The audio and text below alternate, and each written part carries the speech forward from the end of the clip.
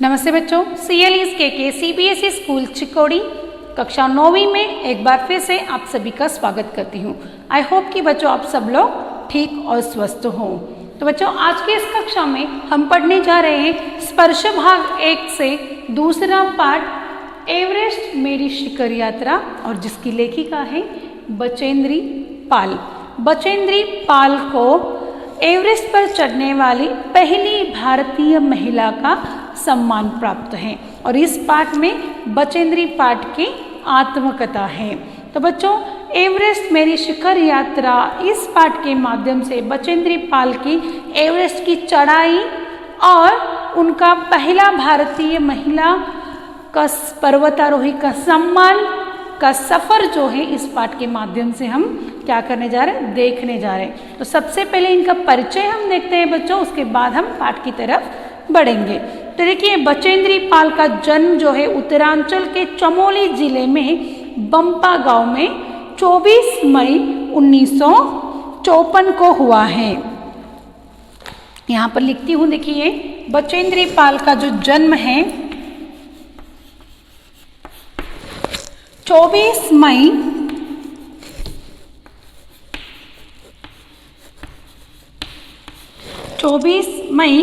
1954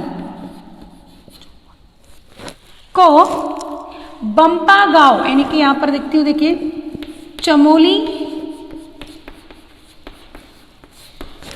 चमोली जिला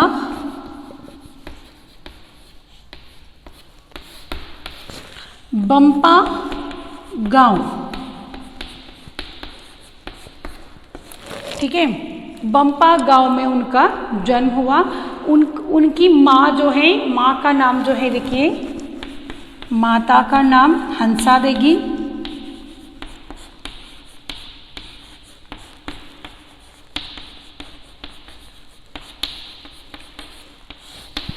और पिता का नाम किशन सिंह।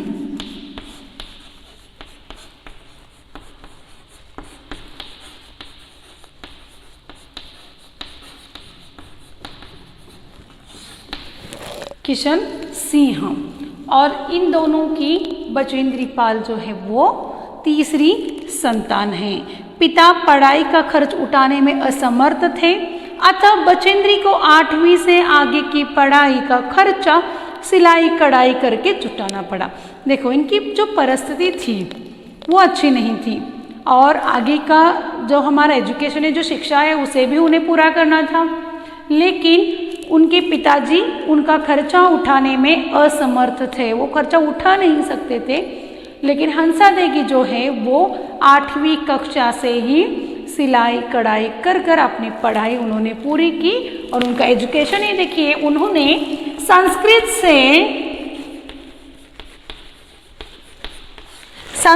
से MA B.Ed की शिक्षा की है। संस्कृत में उन्होंने MA B.Ed तक की शिक्षा उन्होंने पूरी की है। MA B.Ed संस्कृत विषय में उन्होंने B.Ed तक की शिक्षा पूरी की, और एवरेस्ट पर विजय पाने वाली पहली भारतीय महिला का सम्मान भी इनका हुआ है। तो ये कैसे संभव हुआ? बचेंद्री पाल को बचपन से ही पसंद था पहाड़ों की चढ़ाई करना, लेकिन उनके जो बड़े भाई हैं वो क्या करते थे, उन्हें पहाड़ों पर चढ़ने के लिए मना करते थे। लेकिन इनसे भी 6 साल छोटे भाई को वो प्रेरित करते कि तुम पहाड़ पर चढ़ो। क्या होता था, इनका घर जो था 6 महीने के लिए पहाड़ ऊंचाई पर रहता था, और 6 महीने के लिए पहाड़ के नीचे वाले घरों में वो रहते थे, और इनमें जो उनका स्कूल का आना जाना था वो 5-6 किलोमीटर का अंतर था, और वो पहाड़ी रास्ते से ही जाता था। और जो लेखिका बचेंद्री पाल है वो रोज का 5-6 किलोमीटर का अंतर, स्कूल से घर तक का अंतर जो है वो चलकर तय करती थी। अब पहाड़ियों के ऊपर चलकर जाना और फिर से उतरना, ये 5-6 किलोमीटर का अंतर वो रोज चलकर जाती थी स्कूल। बच्चों आज देखिए आज हम कर सकते हैं क्या ऐसा? नहीं। तो बचेंद्री पाल ने किया और इसी वजह से उनमें उनको जो चेतना मिली अपनी भाई की तरफ से, बड़े भाई की तरफ से, वहाँ से ही उन्होंने चढ़ाई करना सीख लिया। देखिए यहाँ पर बचेंद्री की पढ़ाई पूरी हुई और उधर इंडियन माउंटेन फाउंडेशन ने एवरेस्ट अभियान पर जाने का साहस रखने वाली महिलाओं की खोज भी शुरू की। जब बचेंद्री पाल का बीएड की शिक्षा पूरा हुआ तब उन्हें पता चला कि इंडियन माउंटेन फाउंडेशन की तरफ से एक अभियान चलाया जा रहा है जिन्हें एक साहस रखने वाली, यानी कि जो दृढ़ विश्वास वाली जो महिलाएं होती हैं, ऐसी महिलाओं की खोज वो कर रहे थे और बचेंद्री इस अभियान दल में शामिल हुई, उनके ग्रुप में वो शामिल हो गई और ट्रेनिंग के दौरान ही 7500 मीटर ऊंची मान चोटी पर सफलतापूर्वक वो चढ़कर आई। देखिए कई महीनों के अभ्यास के बाद आखिर वह दिन आ ही गया जब उन्होंने एवरेस्ट विजय के लिए प्रयाण किया। बहुत सुंदर कथा उन्होंने, मतलब इस प्रकार की कथा उन्होंने रची है इसमें, यानी कि एक एक क्षण का पूरा लेखन उन्होंने किया है इस पाठ में और इससे हमें ऐसा लगता है कि शायद हम भी बचेंद्री के साथ एवरेस्ट की यात्रा कर रहे हैं, पूरा चित्र हमारे सामने दिखता है। तो चलिए हम देखते हैं कि इस पाठ में बचेंद्री का जो रोमांचक पर्वतारोहण यात्रा है, इस पाठ के माध्यम से हमें भी सीखना पड़ रहा है और उसका अनुभव भी हम कर सकते हैं। ठीक है बच्चों, तो चलिए इसी के साथ साथ मैं क्या करती हूँ, आपको कठिन शब्दों के अर्थ भी देते जाऊंगी। ठीक है बच्चों, तो एवरेस्ट मेरी शिखर यात्रा, इस कथा के माध्यम से, इस लेख के माध्यम से लेखिका बचेंद्री पाल का जो सफ़र है वो आज हम यहाँ पर देखने वाले, उनकी जो आत्मकथा है वो आज हम यहाँ पर देखने वाले। तो सबसे पहले पढ़ती जाऊंगी। तो देखिए बच्चों, एवरेस्ट अभियान दल 7 मार्च को दिल्ली से काठमांडू के लिए हवाई जहाज से चल दिया। एक मजबूत अग्रिम दल बहुत ही पहले चल गया था जिससे कि वह हमारे बेस कैंप पहुंचने से पहले दुर्गम हिमपात के रास्ते को साफ कर सके। नमचे बाजार शेरपा लैंड का एक सर्वाधिक महत्वपूर्ण नगरीय क्षेत्र है। अधिकांश शेरपा इसी स्थान तथा यहीं के आसपास के गांव में होते हैं। यह नमचे बाजार ही था जहां से मैंने सर्वप्रथम एवरेस्ट को निहारा, जो नेपालियों में सागर माता के नाम से प्रसिद्ध है। मुझे यह नाम अच्छा लगा। एवरेस्ट की तरफ गौर से देखते हुए मैंने एक भारी बर्फ का बड़ा फूल देखा जो पर्वत शिखर पर लहराता हुआ ध्वज सा लग रहा था। मुझे बताया गया कि यह दृश्य शिखर की ऊपरी सतह के आसपास 150 किलोमीटर अथवा इससे भी अधिक की गति से हवा चलने के कारण बनता है, क्योंकि तेज हवा से सूखा बर्फ पर्वत पर उड़ता रहता है। बर्फ का यह ध्वज 10 किलोमीटर या इससे भी लंबा हो सकता है। शिखर पर जाने वाला प्रत्येक व्यक्ति को दक्षिण पूर्वी पहाड़ी पर इन तूफानों को झेलना पड़ता था, विशेषकर खराब मौसम में। यह मुझे डराने के लिए काफ़ी था, फिर भी मैं एवरेस्ट के प्रति विचित्र रूप से आकर्षित थी और इसकी कठिनतम चुनौतियों का सामना करना चाहती थी। कितनी सुंदरता से लिखा है, देखिए एवरेस्ट अभियान दल। अभियान दल यानी कि क्या होता है, चढ़ाई करने वाला जो दल होता है, जो ग्रुप होता है। देखिए कठिन शब्दार्थों के अर्थ भी हम यहाँ पर देखेंगे।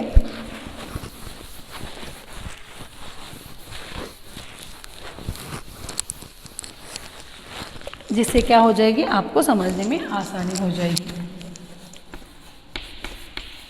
कठिन शब्दार्थ, देखिए अभियान दल,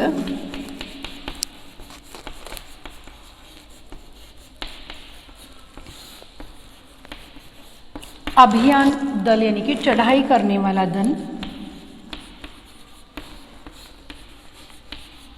हम यहाँ पर एवरेस्ट शिखर यात्रा इस पाठ के रिलेटेड शब्दार्थ देख रहे हैं बच्चों, इसीलिए यहाँ पर अभियान का अर्थ हम करने वाले हैं चढ़ाई करने वाला दल।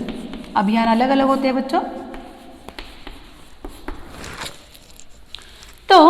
एवरेस्ट अभियान दल 7 मार्च को दिल्ली से काठमांडू के लिए हवाई जहाज से चल दिया। हवाई जहाज यानी कि विमान, एरोप्लेन।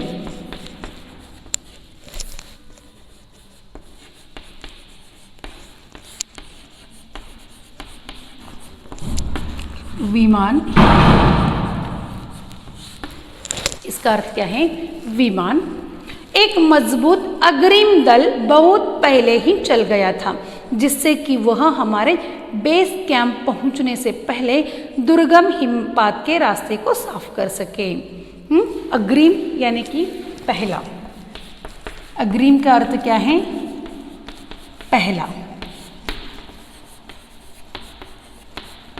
अग्रिम का अर्थ क्या है? पहला। दुर्गम यानी कि कठिन, और हिमपात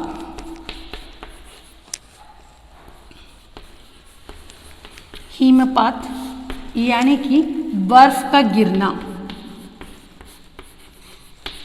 बर्फ का गिरना। लेखिका यहाँ पर कह रहे हैं कि एवरेस्ट अभियान दल 7 मार्च को दिल्ली से काठमांडू के लिए हवाई जहाज से चल दिया।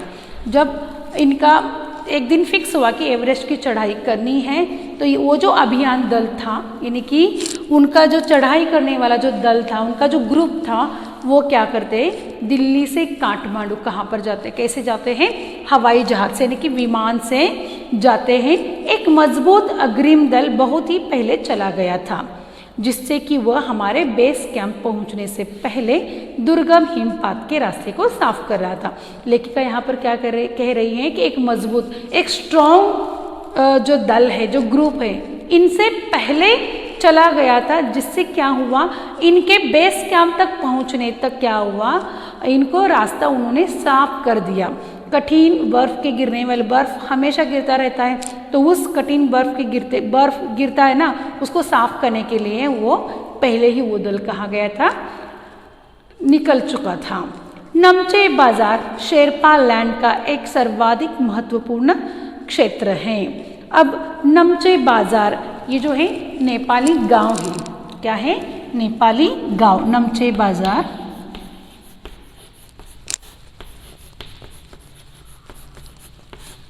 नेपाली गांव या तो नेपाल का एक गांव,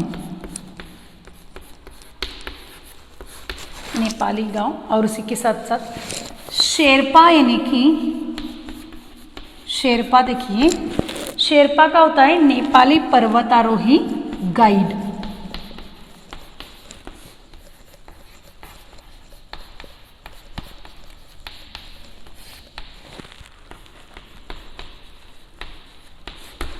ठीक है बच्चों, नमचे बाजार यानी कि नेपाल का एक गांव, और उस गांव में रहने वाले जो लोग होते हैं उनको कहते हैं शेरपा।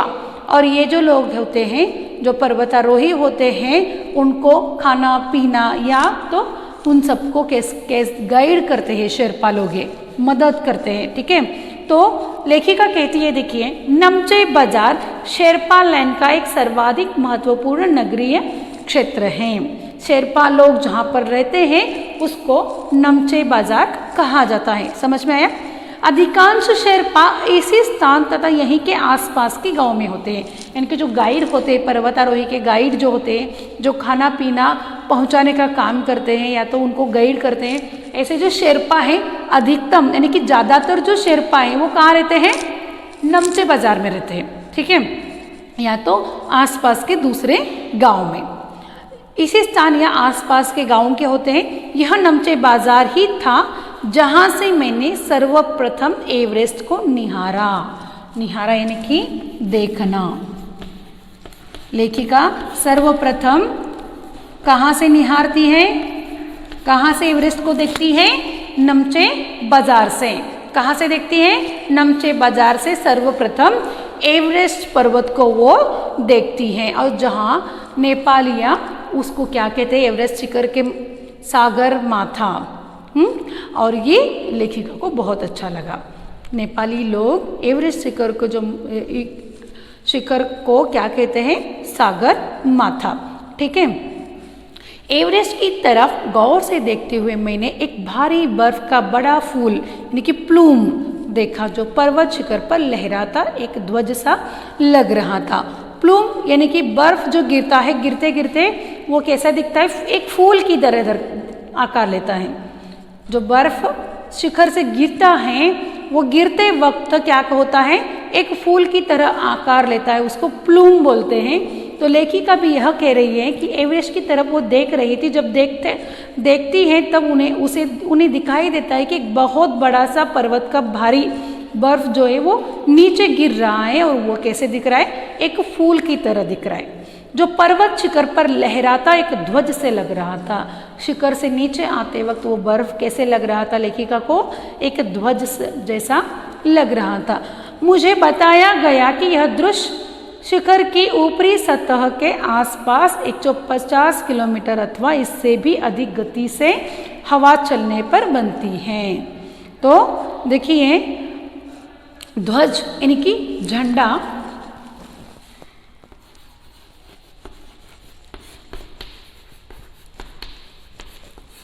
और सतह यानी कि सरफेस जो बोलते हैं हम, ऊपरी भाग जो रहता है उसको सतह कहते हैं।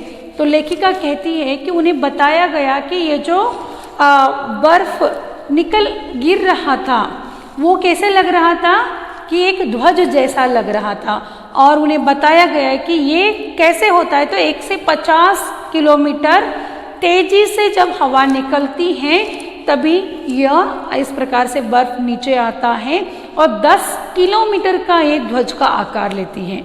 देखिए 10 किलोमीटर या तो इससे भी लंबा आकार ये लेती है। शिखर पर जाने वाले प्रत्येक व्यक्ति को दक्षिण पूर्वी पहाड़ी पर इन तूफानों को झेलना पड़ता है।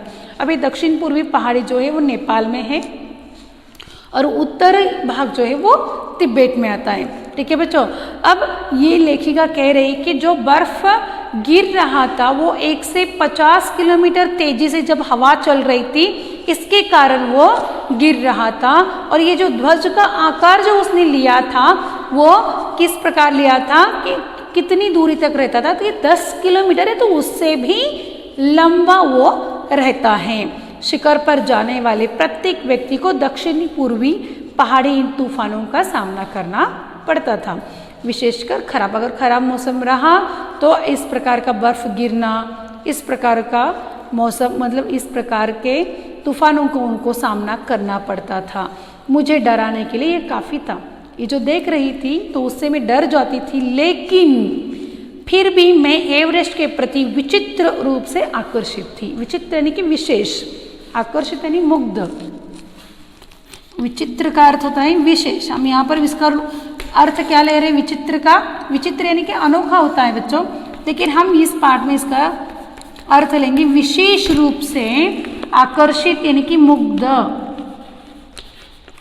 लेखिका विशेष रूप से एवरेस्ट की तरफ आकर्षित हो गई थी, मुग्ध हो गई थी। उनका सपना था कि एक ना एक दिन मैं एवरेस्ट पर जाऊंगी, तो इस सपने को साकार करने के लिए लेखिका कहाँ गई, एवरेस्ट की यात्रा करने।